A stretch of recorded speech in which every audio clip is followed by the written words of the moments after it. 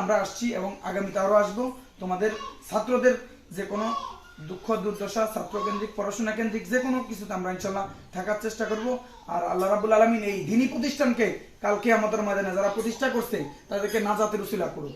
পিচ্ছিল পদের মাধ্যমে ইসলামী রাষ্ট্র, ইসলামী আন্দোলন, ইসলাম সংস্কৃতি, ইসলামী বিপ্লব এবং ইসলামী সমাজ ব্যবস্থাপনার স্বপ্ন দেখিয়েছেন আমাদেরকে আল্লাহ পাক। যারা শহীদ হয়েছেন, যারা কর্মত্যাপন করছেন, যারা বিভিন্নভাবে নির্যাতিত, বিভিন্ন আলেম ওলামা, আল্লাহ রাব্বুল আলামিন তাদেরকে হেফাজত করুক এবং সর্বোচ্চ পুরস্কার দান করুক। এটা হচ্ছে ঘোষবাগ ইউনিয়নের কত নাম্বার? 6 নম্বর ওয়ার্ডের একটি মাদ্রাসা। তো আমরা এই মাদ্রাসা আসছি। মাদ্রাসাটি আমাদের একেএম শাহাবুদ্দিন ভাই প্রতিষ্ঠাতা, আর উনার ভাই সম্মানিত মহিউদ্দিন মাস্টার সাহেব, ওনারা অক্লান্ত পরিশ্রমের মাধ্যমে এই মাদ্রাসাতে প্রতিষ্ঠা করছে। আলহামদুলিল্লাহ ছাত্রছাত্রী আছে। তো ছাত্রছাত্রীদের উদ্দেশ্যে এটাই, এই ইসলামী শিক্ষা, দ্বীন শিক্ষা, তোমরা জানো তলাবুল ইলমি ফারিদাতুন আলা কুল্লি মুসলিমুন।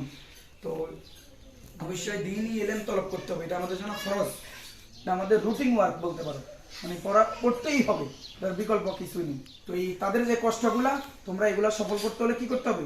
বেশি বেশি করে পড়াশোনা করতে হবে। আর ইনশাল্লাহ আমরা আসছি এবং আগামীতে আরো আসবো।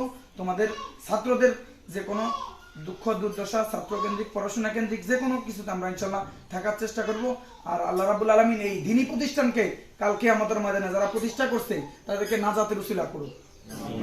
সবাইকে ধন্যবাদ জানিয়ে আমার বক্তব্য শেষ করছি। আসসালামু আলাইকুম ওয়া রাহমাতুল্লাহি ওয়া বারাকাতুহু।